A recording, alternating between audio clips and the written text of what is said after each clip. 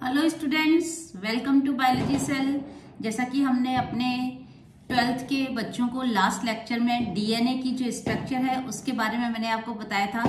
आज हम इस लेक्चर में डिस्कस करेंगे कि जो डीएनए मॉलिक्यूल है उसकी क्या क्या खासियत है और वो किस तरह से मिलता है, उसकी पिक्यूलियरिटीज क्या हैं।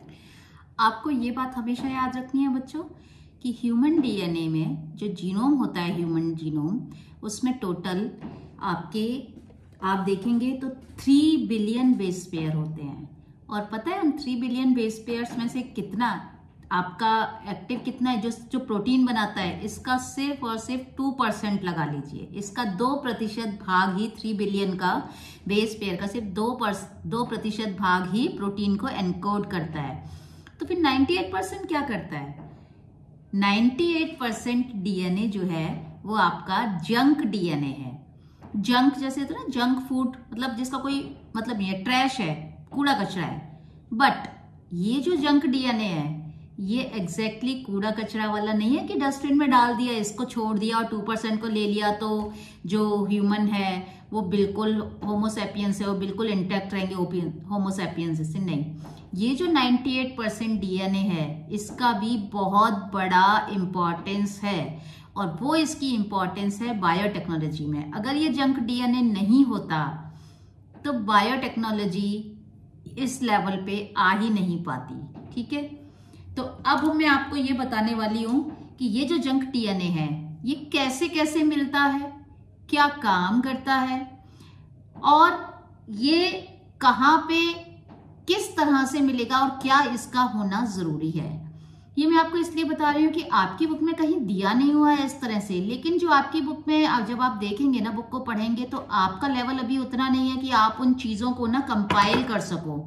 ठीक है, लेकिन रीजन असर्शन के क्वेश्चंस जब आते हैं या एमसीक्यूज आते हैं, नीट में जब क्वेश्चंस आते हैं तो ऐसा कहते हैं कि बीच में से आते हैं, तो बीच में से कुछ भी नहीं आता है। They are just very deep rooted, they just have the deep rooted concept. तो वो डीप रूटेड कॉन्सेप्ट की वजह से उसमें आपको उसकी सारी स्ट्रिंग्स पता होनी चाहिए। ठीक है, आप एक स्ट्रिंग को हिलाएंगे तो कितनी 10 स्ट्रिंग पे फर्क पड़ रहा है, तो उसके लिए हमें कॉन्सेप्चुअल नॉलेज होना जरूरी है। तो इसीलिए मैं यहाँ बहुत जरूरी समझ रही हूँ कि मैं अपने बच्चों को सभी को जंक डीएनए के बारे में बता दूं। तो चलिए स्टार्ट करते हैं। जंक डीएनए, तो जो जंक डीएनए है 98% डीएनए की हम बात कर रहे हैं। तो बच्चों वो सारा डीएनए है वो, अगर हम ये कहें कि 98% डीएनए कभी ट्रांसक्रिप्शन में आएगा ही नहीं या वो ट्रांसक्राइब नहीं होगा, तो अगर इस तरह से का कोई स्टेटमेंट है तो बिल्कुल एग्जैक्टली राइट नहीं है, वो रॉन्ग है। कैसे रॉन्ग है? जो 98% जो डीएनए है, जंक डीएनए, उसका कुछ पार्ट, मेरी बात ध्यान से सुनिएगा, उसका कुछ पार्ट ट्रांसक्राइब होके टीआरएनए बनाता है, आरएनए बनाता है, राइबोसोमल आरएनए, आरआरएनए बनाएगा और साथ में रेगुलेटरी आरएनएस बनाएगा। ऐसे आरएनए बनाएगा जो कंट्रोल करेंगे, कंट्रोलिंग बनाएंगे, या फिर रेगुलेटरी प्रोटीन्स को बनाएगा। अब ये जो डीएनए है ये नॉन कोडिंग डीएनए हो गया। इसका मतलब कैसे हुआ? और ये नॉन कोडिंग आरएनए बना रहा है। भाई टीआरएनए आपका कोई प्रोटीन तो कोड नहीं करता ना, लेकिन प्रोटीन बनाने में ट्रांसफर आरएनए नहीं होगा, तो क्या आप इमेजिन कर सकते हैं ट्रांसलेशन हो जाएगा और प्रोटीन बन जाएगा। अब क्या होता है, कभी कभी, एक तो ये फंक्शन हो गया, कभी कभी ये क्या करता है, प्रोटीन स्कैफोल्ड की तरह भी काम करता है। और रेप्लिकेशन के वक्त जब डीएनए अपने जैसी एग्जैक्ट कॉपी बना रहा होता है, बायोलॉजिकल मेथड है डीएनए की कॉपिंग करने का, उसे हम रेप्लिकेशन कहते हैं। जब डीएनए अपनी जैसी कॉपीज बनाता है, रेप्लिकेशन करता है, तो उसमें कुछ कंट्रोलिंग प्रोटीन्स होते हैं, रेगुलेटरी प्रोटीन्स होते हैं। तो ये वहां पर, या फिर आपका कुछ ट्रांसक्रिप्शनल फैक्टर्स कुछ बनाता है जो इनिशिएशन ऑफ ट्रांसक्रिप्शन में हेल्प करते हैं, जिससे कि आपका मैसेंजर आरएनए ट्रांसक्रिप्शन बनाने का जो प्रोसेस है तो उसमें ये हेल्प करता है। उसको इनिशिएट करने वाले कुछ फैक्टर्स हैं, उनको यही जंक डीएनए बनाता है। या फिर आप ये कह लें कि उसको इनिशिएशन फैक्टर्स को अटैच होने के लिए उसको एक साइट प्रोवाइड करता है, क्योंकि जब वो ट्रांसक्रिप्शन फैक्टर्स जब उस पर अटैच होंगे तभी तो वो अपना प्रोसेस स्टार्ट करेंगे ना, प्रमोटर रीजन से, राइट। तो प्रमोटर, देन आपका जो पूरा ट्रांसक्रिप्शन होगा, जीन्स, ये सब। नेक्स्ट इसके बाद अब आपकी बुक में दे रखा है कि इंट्रॉन और एक्सॉन। तो अब आपको लगेगा कि मैम एक्सॉन तो जो वो है जो कि आपका कोडिंग कर रहे हैं, मतलब जब आपका रॉ आरएनए से मैच्योर ट्रांसक्रिप्ट बनेगा तो जो आपका अमाइनो एसिड के लिए कोडिंग करेंगे वो सीक्वेंसेस हैं, वो सीक्वेंसेस आपका एक्सॉन्स कहला रहे हैं। और जो स्प्लाइसिंग के वक्त हट रहे हैं, जो रॉ में तो मिलेंगे आपको रॉ आरएनए में, मैच्योर ट्रांसक्रिप्ट मैच्योर आरएनए में प्रोसेसिंग के बाद नहीं मिलेंगे, क्योंकि वो एनकोड नहीं कर रहे हैं किसी भी प्रोटीन के लिए, तो वो हटा दिए जाते हैं स्प्लाइसिंग के प्रोसेस से। तो वो जो इंट्रॉन्स जब हटेंगे तो क्या सारे इंट्रॉन्स हट जाते हैं? क्या वो जंक डीएनए का ही पार्ट है? तो देखो बच्चों, एग्जैक्टली जो इंट्रॉन्स है ना वो जंक डीएनए एग्जैक्टली नहीं है, राइट? तो जो इंट्रॉन्स है वो जंक डीएनए नहीं है, पर हाँ वो ट्रांसलेशन में भी पार्टिसिपेट नहीं करेंगे इंट्रॉन्स, क्योंकि वो कोई एनकोडिंग नहीं कर रहे ना, कोई प्रोटीन तो बना नहीं रहे, तो वो ट्रांसलेशन में तो पार्टिसिपेट नहीं करते। पर हाँ, जैसे कि मैंने आपको भी बताया ना, क्या करते हैं? ट्रांसक्रिप्शन ट्रांसलेशन के लिए रेगुलेशन कंट्रोलिंग में पार्टिसिपेट करते हैं उनकी में। तो इसलिए हम ये नहीं कह सकते कि स्प्लाइसिंग के दौरान आपके सारे 100% इंट्रॉन्स हट जाते हैं, नहीं। कुछ इंट्रॉन्स को वो रिटेन करके रखता है स्प्लाइसिंग के दौरान भी। मैच्योर ट्रांसक्रिप्ट में भी आपको कुछ इंट्रॉन्स मिल सकते हैं, लेकिन वो कौन से इंट्रॉन्स मिलेंगे? वो सिर्फ वही इंट्रॉन्स मिलेंगे जो कि आपके ट्रांसलेशन के प्रोसेस को कंट्रोल करेंगे, रेगुलेशन करेंगे, या उसके लिए रेगुलेटरी जो आपके फैक्टर्स हैं उनको अटैच होने के लिए साइट प्रोवाइड करेंगे। अब आपको रीजन असर्शन में इंट्रॉन एक्सॉन को रिलेटेड भी आपको, मुझे नहीं लगता कि आपको कोई कंफ्यूजन रह जाएगा। हाँ, मुझे पता था कि मेरा लेक्चर लगाने से पहले आप यही सोचते थे ना कि जितने भी सारे इंट्रॉन्स हैं वो सारे हटा दिए जाएंगे। नहीं। अब हम बात करते हैं कि एक डीएनए में, ह्यूमन डीएनए में और भी डीएनए में रिपीटेटिव सीक्वेंस होते हैं। रिपीटेटिव सीक्वेंस का मतलब है कि जैसे CAT कॉम्बिनेशन आ रहा है तो मल्टी टाइम से आता जाएगा, CAT CAT CAT CAT, ठीक है। तो ये जो रिपीटेटिव डीएनए के जो सीक्वेंसेस हैं, तो क्या हम इनको भी जंक डीएनए कह सकते हैं, रिपीटेटिव को? हाँ बिल्कुल, ये जो रिपीटेटिव सीक्वेंसेस हैं ये आपका जंक डीएनए का ही एक तरह से कह सकते हैं कि कंपोनेंट है, उसका पार्ट बनाते हैं।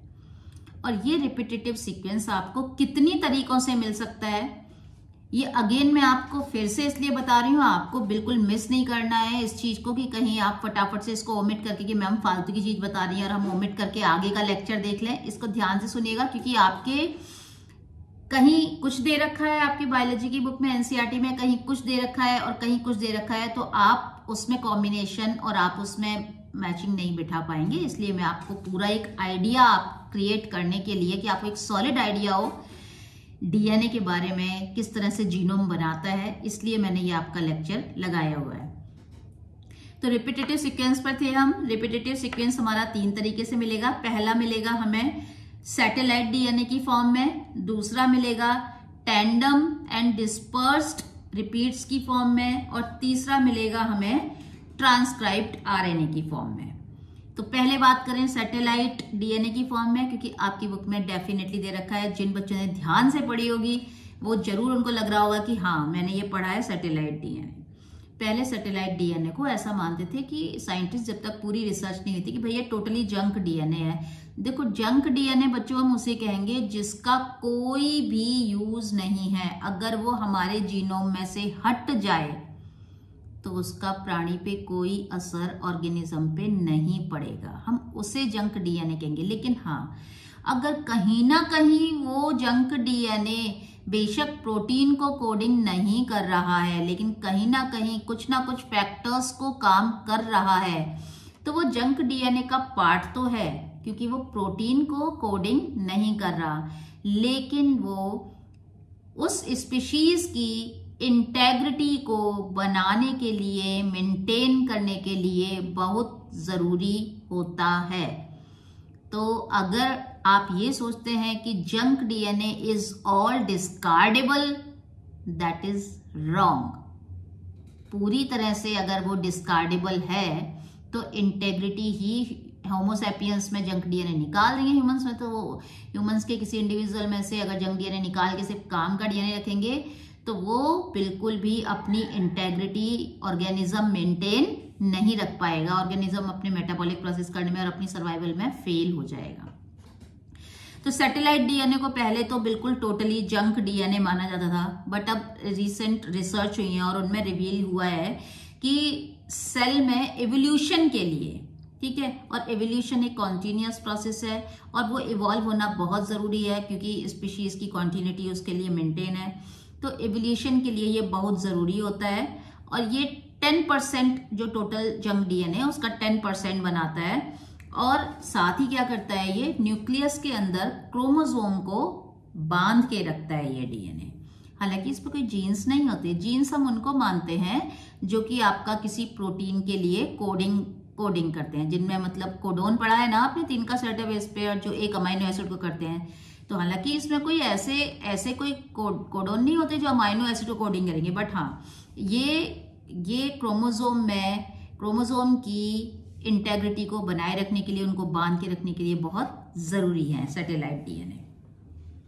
सैटेलाइट डीएनए भी आपको 2 तरीके के हैं, micro satellite and mini satellite. इसके बारे में मैं आपको टैंडम रिपीट्स और ये सैटेलाइट डीएनए और इसके बारे में मैं आपको अलग से लेक्चर एक लगाऊंगी, क्योंकि अगर हमने फिर से अगेन लगाया तो हमारा ये लेक्चर बहुत लंबा होने वाला है। यहाँ पे मैं सिर्फ आपको क्या बता रही हूँ, डीएनए के स्पेशल कैरेक्टरिस्टिक्स के बारे में बता रही हूँ, सो दैट कि आपको डीएनए का एक पूरा ओवरव्यू मिल जाए, एक पूरा सर्कल खिंच जाए जिसके अंदर डीएनए की सारी क्वालिटीज आ जाएंगी।